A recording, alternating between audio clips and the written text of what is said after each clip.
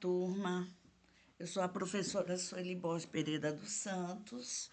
Vamos tratar do assunto da unidade 1, Legislação Brasileira para a Educação Profissional Tecnológica, chamada de EPT, da disciplina Estágio Supervisionado 3.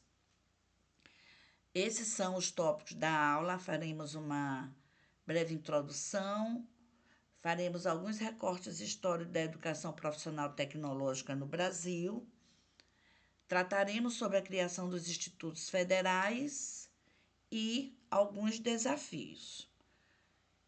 Temos por objetivos específicos compreender as bases e fundamentos da EPT e compreender a historicidade da educação profissional tecnológica.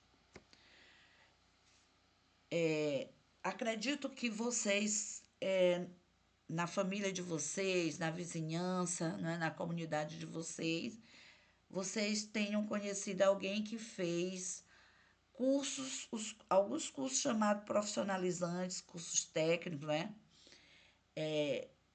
Acredito também que no município de vocês podem encontrar algumas instituições, né, de formação profissional, como o Instituto Federal de Educação, Ciência e Tecnologia, como o próprio Senai, Senac, certo? Acredito que no município de vocês, o próximo, né, ao município de vocês encontrem essas instituições. E também, como eu falei, vocês devem conhecer alguém que tenha feito um curso de qualificação profissional, certo? No próprio município deve ter um marceneiro, algum artesão e outros ofícios, pessoas qualificadas em outros ofícios, né? Então, a educação profissional,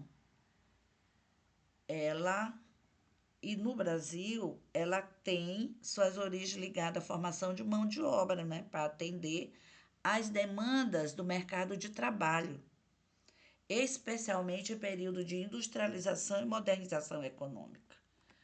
Agora, nos primórdios, na origem, né, começou-se a ter essa preocupação com a educação profissional. Ela era entendida como ensino de ofícios. O que é o ensino de ofícios, né? Trata-se de uma modalidade de formação educacional que se concentra em transmitir habilidades práticas e técnicas específicas relacionadas a determinadas profissões ou atividades artesanais. Então, qual é o foco, né, das profissões? É preparar o aluno para o exercício de um trabalho manual ou técnico, muitas vezes voltado para o setor produtivo, como indústrias, comércios e serviços. Então, nós temos aí algumas características, né, do que se chama ou se chamava ensino de ofícios, né? Então, ele é prático e técnico, que, diferentemente do ensino acadêmico, que é mais teórico, o ensino de ofícios é predominantemente prático, enfatizando o aprendizado de habilidades manuais e técnicas. Também, como característica, nós temos que ele é voltado ao mercado de trabalho, não é? O ensino de ofícios surge dessa necessidade de formar mão de obra especializada para suprir as demandas do mercado. Essas formações, elas são aligeradas, né? Os cursos de ofício costumam ser de curta duração, são focados em ensinar o necessário para que o aluno possa começar a trabalhar em uma função específica. O aprendizado se dá por meio da experiência. Muitas vezes o ensino de ofício está associado a práticas como aprender fazendo, através de estágios, oficinas e atividades práticas supervisionadas por um mestre ou um instrutor. E aí nós temos alguns exemplos, que aí vocês devem conhecer alguém que é habilitado nesses ofícios, por exemplo, na área do artesanato, né? Pessoas que fazem serviço de carpintaria, de cerâmica, de tecelagem. Na área aqui dos serviços técnicos, quem não conhece um eletricista, um encanador, um mecânico, um marceneiro, com certeza você já deve ter precisado, né, na família de vocês, na residência de vocês, já deve ter precisado desses tipos de profissionais. A questão também dos ofícios artísticos, como um joalheiro, um restaurador de alguma peça, um gravador, e também as profissões de serviço. E aí, quem ainda não foi a um cabeleireiro, né? Quem não conhece um cozinheiro, um alfaiate, então, essas são as características de ensino de ofício com alguns exemplos. Dando continuidade, nós vamos então adentrar agora no recorte histórico da educação profissional no Brasil, né? Que, como eu disse, nos seus primórdios, suas origens, era entendido como ensino de ofícios, e isso tem suas raízes no período colonial, quando havia escola de artes e ofícios voltada para a formação de artesãos e trabalhadores manuais. Então, aí nós temos, em 1909, a criação das escolas de aprendizes e artífices. E essas escolas são um exemplo disso que nós estamos falando, né? Que oferecia formação técnica para jovens áreas como marcenaria, metalurgia e alfaiataria. Essas escolas foram precursoras, né? Elas foram as primeiras instituições de ensino técnico e profissionalizante que conhecemos hoje.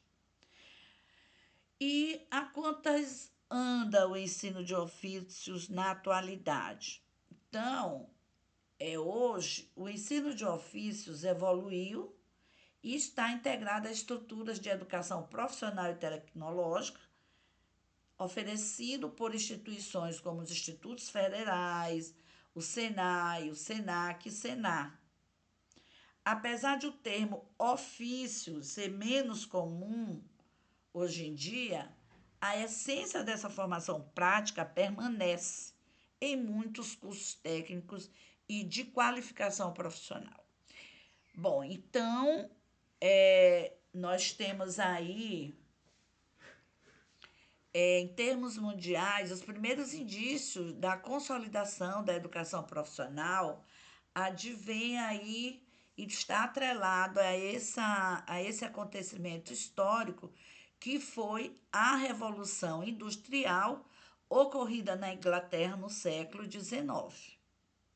Então, aí precisamos resgatar os conhecimentos da história para, né, trazer a memória de tudo que aconteceu naquele momento histórico, todos os elementos que conjugaram para que se desse a Revolução Industrial, como a invenção da máquina a vapor, né, a invenção da máquina de tear, e que para manusear essas máquinas precisava de formação, né, de uma mão de obra para manusear e trabalhar na produção, né? Naquele momento histórico. Então, no Brasil especificamente, os primeiros indícios da educação profissional estão, estão vindo lá do século XX, né? Então, a educação profissional antes desse século apresentava um caráter bem assistencialista. Depois, né, com o processo da industrialização, a partir da década de 30 no Brasil, assim que a história nos lega esse conhecimento, é que começou a ter essa preocupação com a preparação de mão de obra para o mercado de trabalho. Então, a educação profissional está muito linkado, né, conectado com essa questão do processo de urbanização e industrialização no Brasil, a educação profissional no caso, né? Então, aí Em relação ao sistema de ensino, aí, com todo esse processo histórico, nós vamos encontrar um sistema de ensino marcado pela construção de sua dualidade, que significa dois modelos distintos. Um destinado às elites, né? Que aí as elites eram preparadas para prosseguir os estudos, né? Superiores, e outro para as camadas populares. O primeiro, o primeiro modelo era para a formação de dirigentes e o outro para a formação para o mercado de trabalho. Então, nós vamos perceber que ao longo da história da educação profissional, ela foi muito marcada pelo viés economicista. O que quer dizer isso? Então, todas as mudanças no sistema de ensino, todas as reformas, elas vão partir dessa preocupação com a questão econômica, não é? Para atender ao mercado de trabalho. Aí nós vamos encontrar alguns períodos, né? Vamos demarcar aqui alguns períodos,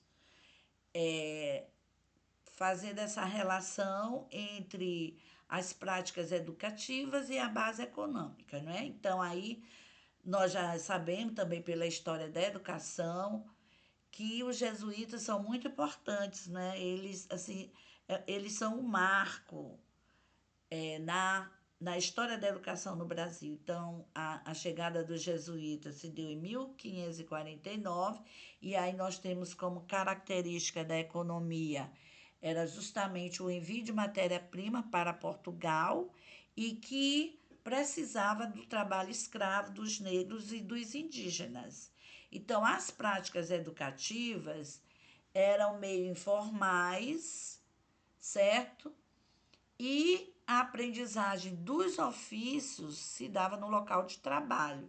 Então, a educação profissional era para ensinar a confecção de produtos artesanais e manufatureiros em fazendas, engenhos e nas residências dos jesuítas, né? Então, aí também, do ponto de vista econômico, se deu essa instalação de engenhos de açúcar nas fazendas e precisava dessa formação de pessoas para a produção, não é? Bom, em 1808 vai se dar a transferência da Corte Real para o Brasil. Então aí vai ter a abertura de portos, né? Algumas atividades industriais e comercialização com outras metrópoles. Então, com relação às práticas educativas, vão surgir as primeiras escolas formadoras, né, de artífices, certo? E a educação profissional desenvolvida se dava justamente nos estabelecimentos comerciais e tinha também uma instituição chamada Escola de Fábrica.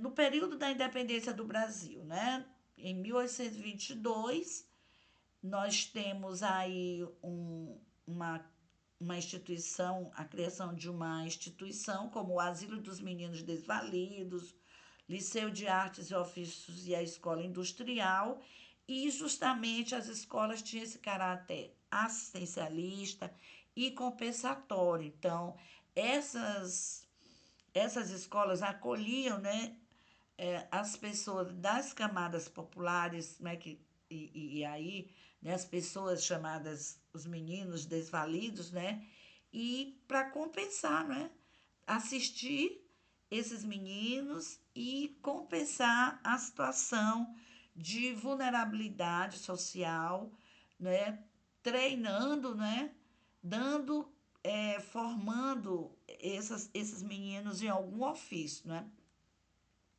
Bom, dando continuidade, nós vamos encontrar o período aí da proclamação da República em 1889, aí, como eu falei anteriormente, né?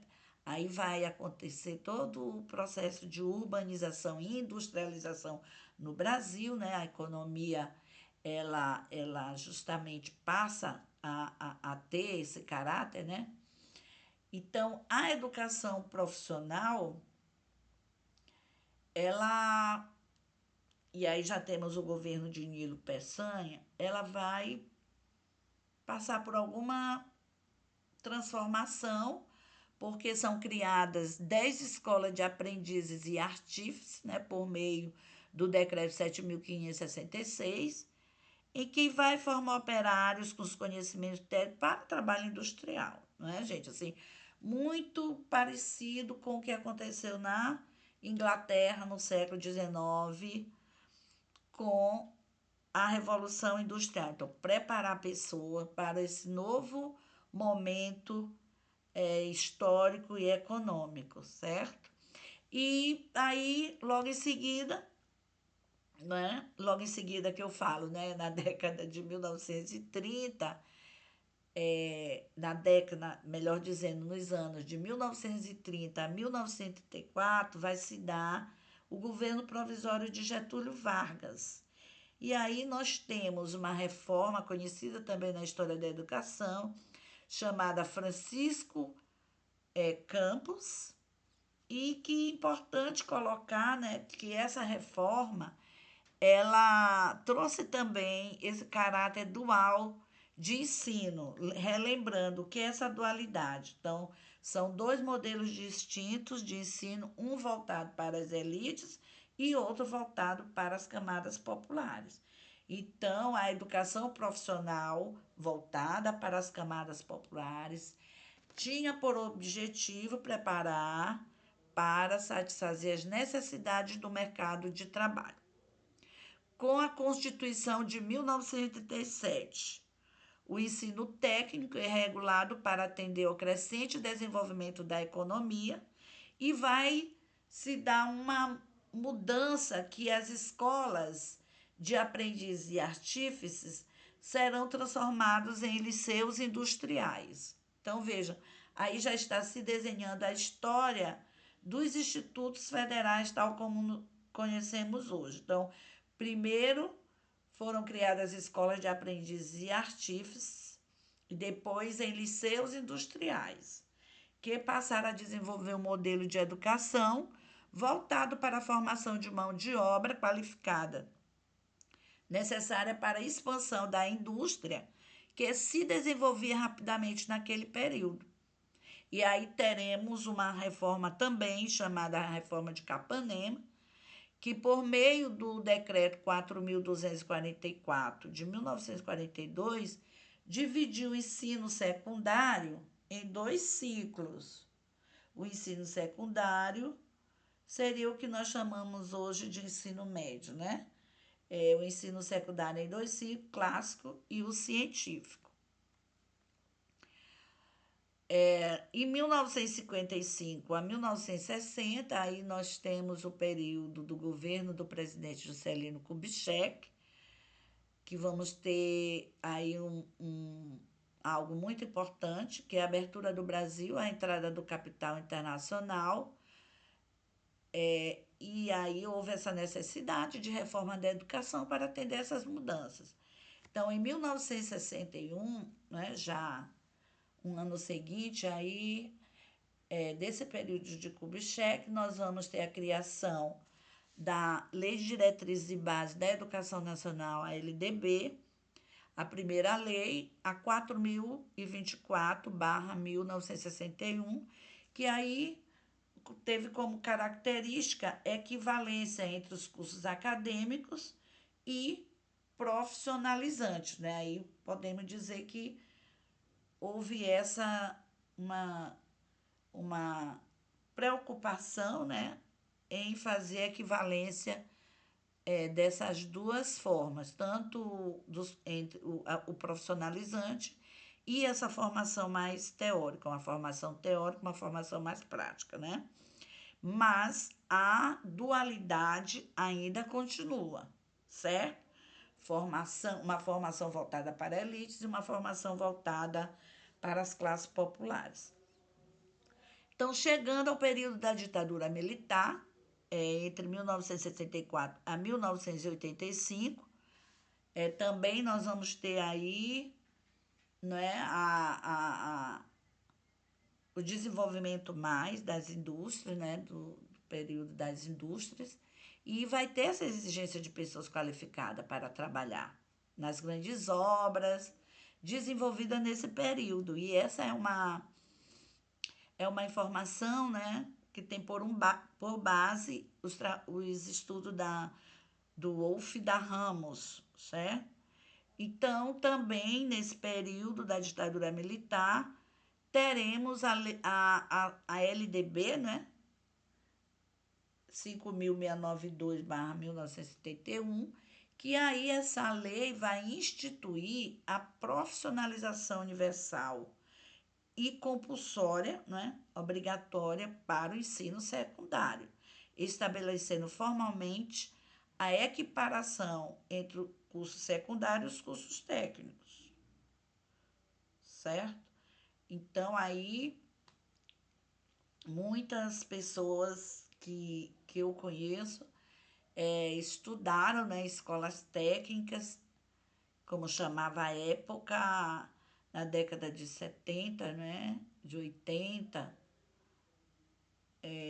as escolas técnicas que tinha por preocupação a obrigatoriedade de um ensino técnico, visando a profissionalização. A lei trazia no seu bojo essa ideia da equiparação, mas essa equiparação entre a profissionalização e a formação geral foi apenas formação básica nos conhecimentos, né, da área de humanas, foi apenas formal, já que na prática a dualidade educacional foi fortemente presente nesse período, certo?